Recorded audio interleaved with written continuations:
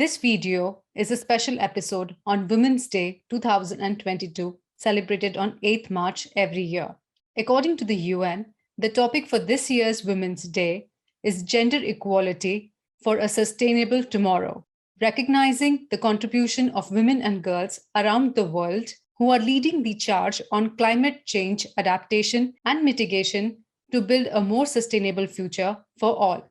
Ladies and gentlemen, boys and girls, my name is Diptii Shah and welcome to my show, Artistry. Today I have with me the founder and editor-in-chief of Green Queen Media, Ms. Sonalie Figueiras. Hello, Sonalie, and welcome to my show. Hi, Diptii. It's so nice to be here. Thank you for having me. Thank you for coming for my special Women's Day episode on sustainability today for a better future tomorrow. So, Sonalie, when we talk about sustainability, what are we actually talking about? Well, that's a really interesting question because the word sustainability has frankly become overused and to some extent greenwashed. And to be very frank with you, there isn't an agreed upon definition. There's certainly not a legal kind of benchmark. It's not like the word organic where there are legal regulatory frameworks that we can stand behind. But essentially, to me, sustainability is the pursuit of a life and of a world where we do not harm the natural environment, or we try to reduce the harm on the natural environment. So who are the main players? One is environment, of course. Who are the other players in this game? Well, I mean, that's kind of a broad question in the sense that, we've got individuals, and because we mostly live in a capitalist world, we are consumers. Then you've got kind of the businesses that provide the goods and services. Then you've got kind of other interest groups like farmers, right? That are growing our food that are then sold to businesses or basically the people who take care of getting us the inputs for our economy to make goods and services. And then you've sort of got obviously governments that to some extent are regulating our activities and making laws or not making laws. And then of course you've got the other groups that I think are also incredibly important, like artists, who are raising awareness through creativity. And then, of course, NGOs and activists who are doing, in some ways, the most important work. Without activists, I don't know that we would have a climate movement. I have forgotten also about scientists, of course. But essentially, when we're talking about the major players, it really is everybody, because sustainability affects all of us. And why has sustainability become such an important topic? And such a buzzword in the last 5 to 10 years? Well, it's because we're living through a climate crisis. And of course, yesterday was a huge landmark day amidst, of course, such horrifying news from our friends and brothers and sisters in Ukraine. But yesterday was also the day that the IPCC, the latest IPCC report came out, which is the landmark climate report that tells you where we are. And, Diptii, the news is just really not good. It is being called just it's just, I don't even have words.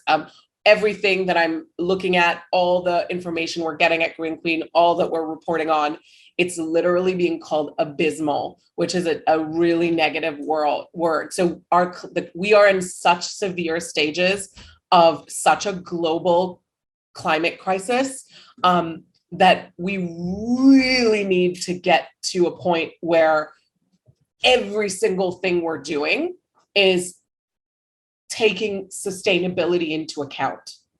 And right. We are looking to minimize harm to the natural world, because we are literally already living through the consequences, and things are much worse than we thought. That's what the report yesterday's message is. And we're not acting fast enough. Sonalie, you say that everyone on the planet, including the environment, is involved in sustainability, right?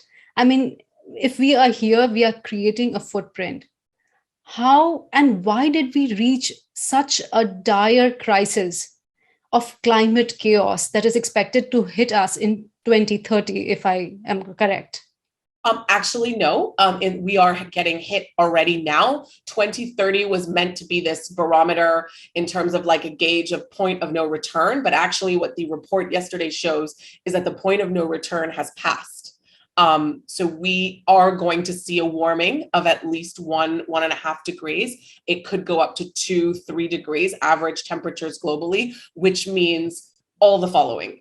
It means extreme weather events. It means up to 1 billion climate refugees because they're going to have to move from where they live. It means losing huge amounts of coastline communities and homes. It means losing huge amounts of arable land on which we grow crops. So we're going to have less land to grow the food that we eat. So that means food security issues, food supply issues.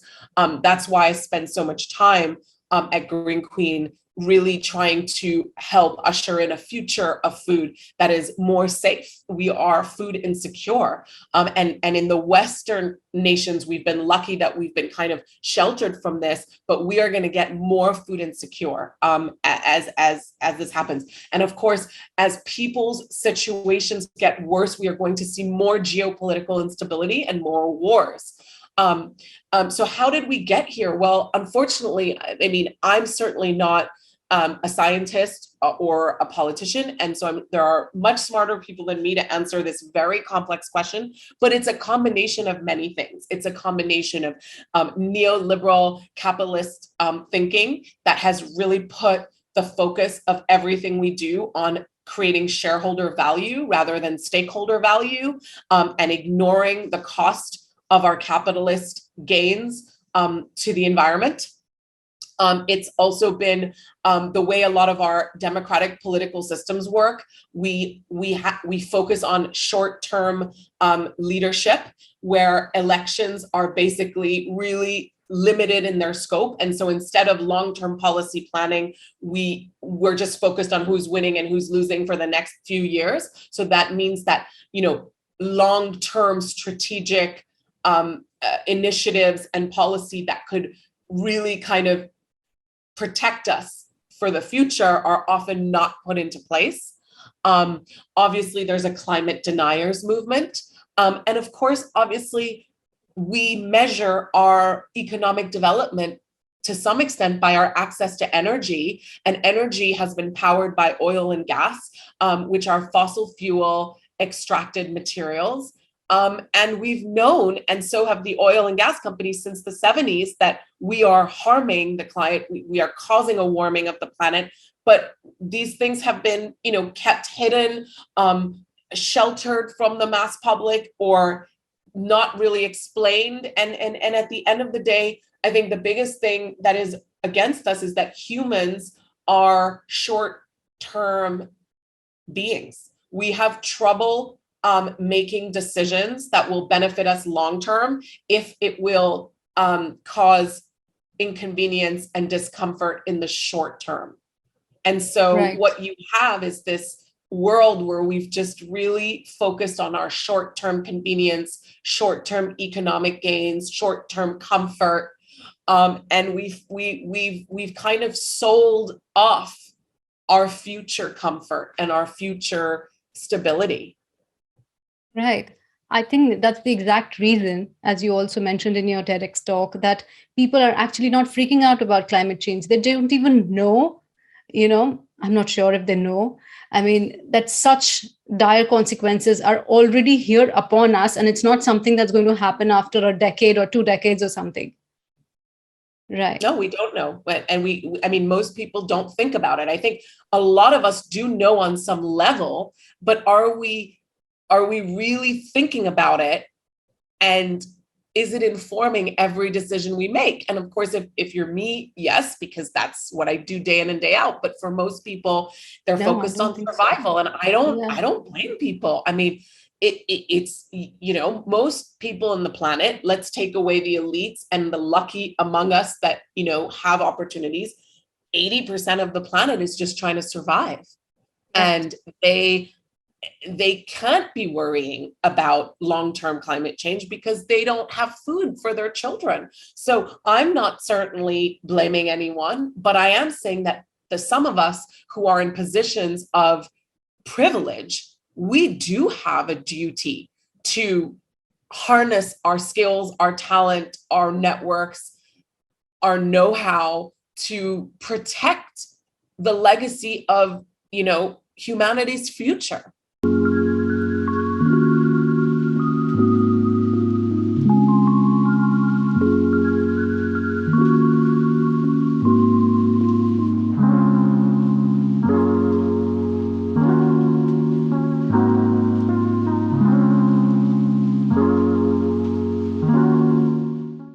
Sonalie, when you're talking about responsibility, when you're talking about leadership, where does this hashtag break the bias come in the field of sustainability?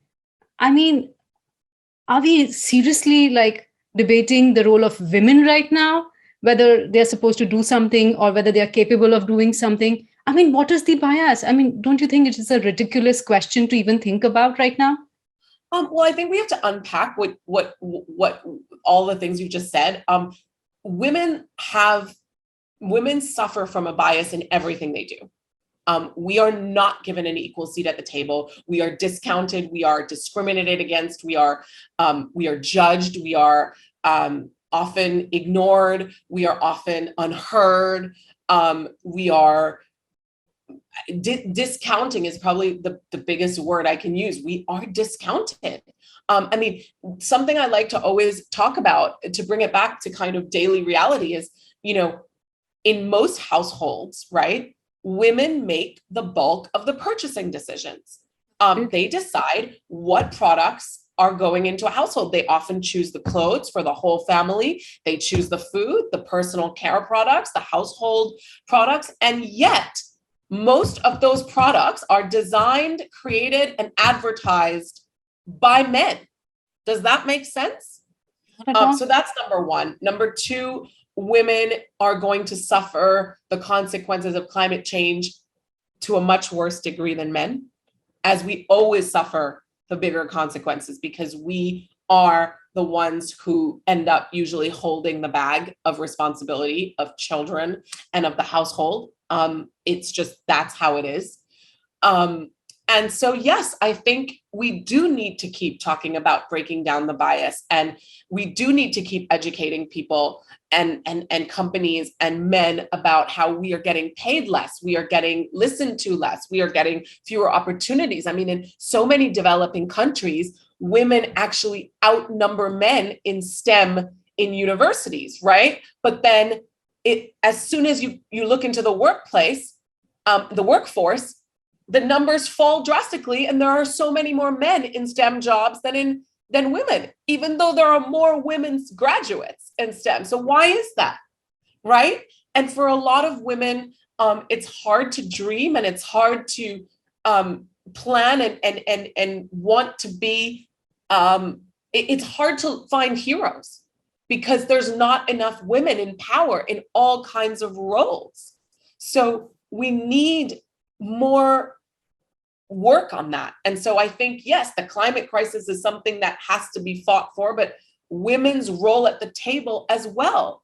And I mean, all this data is coming out now that companies that are run by women, public companies who have boards that have women, they all perform better. We women are naturally capable in so many ways. We often lower tension. We often have a better success in managing people, probably because of what we have to do on a daily basis. We tend to be better at balancing many plates in the air, so to speak. And so the world will only benefit from more women in power and more women in leadership. But there are people blocking that from happening. And I do believe that if we don't have enough women leading the climate fight, we will not have the best solutions. And frankly, I'm just going to go out and say that if women were in charge since the 70s, I don't think the climate crisis would have gotten to where it has, because women by nature, especially those of us who have children, we have to plan long term because we have children that we want to see thrive. Sonali, with all these challenges, you've been a crusader for climate change, sustainability, and all things nature related since a decade, if not more. Tell us about your work at Green Queen Media. Absolutely. Well, it's kind of happened by accident. I had health issues in my early 20s that led me down essentially a research rabbit hole where I figured out that the food system was broken. And the more I looked into it, the more I realized that the food system being broken had a role to play in my chronic health issues. And then I started to understand that everything was connected. So I learned about the broken food system, which led me to understand about pollution, which led me to understand about what we're doing to the environment and the energy crisis and all of these different things, the water crisis. And I basically changed my whole life overnight. And eventually I felt like maybe there were other people out there that wanted to change their lives too, but needed help and resources and guides. And so that's how Green Queen started. It started as just me wanting to share resources about living a greener, kinder, more ethical life in Hong Kong. And it just immediately found an audience. And so then a couple of years later, I decided that I didn't just want it to be my blog. I wanted to create a media company where I could share news and inform people and inspire them and empower them, which is our motto. We inform, we inspire, we inform, we inspire, and we empower. So we inform is we tell you what's going on. We share news, we talk about the issues so you know. We inspire you by highlighting heroes who are solving some of these issues and fighting climate change, whether it's entrepreneurs or activists, right? Then we empower you with resources to make change in your own life or in your own realm and network. And so that's really how we approached it. And of course, we started out in Hong Kong, then it really grew to Asia, and today it's a global news platform. The leading news platform in sustainability in Asia. We have the biggest audience of anyone, and we are the leading alternative protein media in the world. So it's really exciting where it's come. Why do I focus so much on food as Green Queen? Because I think food is the most universal part of life. We don't all care about fashion. We don't all care about sports, but we all need to eat 3 times a day. And what you eat and how you eat is directly impacting the climate crisis. And so for me, it felt like that's where the bulk of the attention needed to go, to help people kind of connect with their food journey and the role of their food journey in the greater climate crisis. And we call ourselves an impact media. And by that, we are very clear about our agenda, which is to change your mind and to incite behavioral and societal change. I think all medias have an agenda, but most don't share what it is. And so I just wanted to be upfront. We are not a regular mainstream news media. We are an impact media. We're here to create change. Absolutely. And you are actually creating change. One person is here right in front of you. Sonalie, let's come to the last question. You said food is number one thing where we bring change immediately. What are the other top 5 things that you would recommend that I can do, that our listeners can do right from today and start contributing to preventing this climate crisis and do our roles and, perform our responsibilities? So actually in my usual like top 5, or if I give tips, my number 1 tip is not the food one. It's actually stuff. So my first tip is always buy less stuff. Go on a stuff diet. So for 1 month, do not buy anything that isn't food, which you need to survive, right? And see what that does to your relationship with things and with purchasing and consuming. Okay. That's number 1. Number 2, reduce animal products in your diet. I'm not saying you have to go vegan tomorrow. I don't want to be somebody that is advocating for something such a big decision overnight, but I do think we can all reduce. And that means dairy, eggs, seafood, meat, all of it. Number 3, I think it's really, really, really important that we inform ourselves. We find some sources of information, and I'm not saying it has to be green, it can be whatever makes you comfortable, podcasts, books, YouTube channels, or media, online media, print media, if you're still going there, but find people, journalists, writers, authors, activists who can keep you informed about what is going on in the climate crisis. And you know what the issues are and what's getting worse. Where do we need to put our attention to? I think this is absolutely key and necessary. And I think most of us don't do that enough because we're busy and because other things are going on. But I mean, if you have children or if you have nieces or nephews or grandchildren, I mean, this is going to be a major part of their life, dealing with the climate crisis. So if that can maybe inspire you. Number 4, I really believe in spending time in nature, whatever that is, at the beach, on a hike, in a park. Go and be with trees. There is no way that if you go and spend more time in nature, you will not feel inspired to protect it. And number 5, I would say, really think about yourself and what you bring to the table. And we all bring something important to the table. And just find a way to contribute in your own world.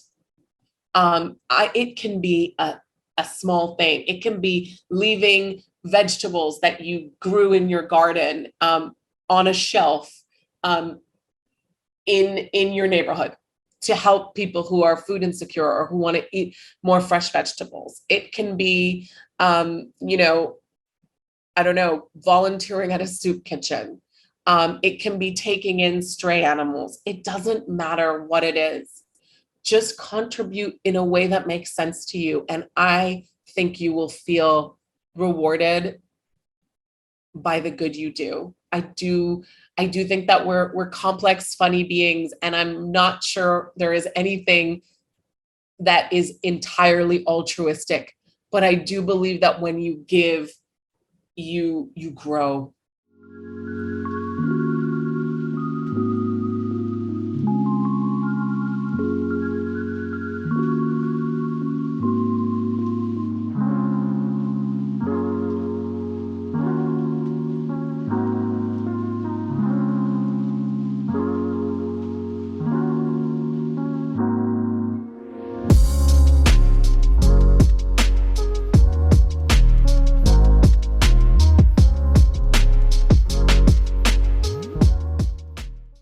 Thank you so much for those fantastic tips and a lovely, lovely chat. I wish you a very happy Women's Day. And I wish that you keep inspiring us, informing us, and keep empowering us to bring about change. Thank you so much. Thank you so much for having me. Happy Women's Day. Thank you.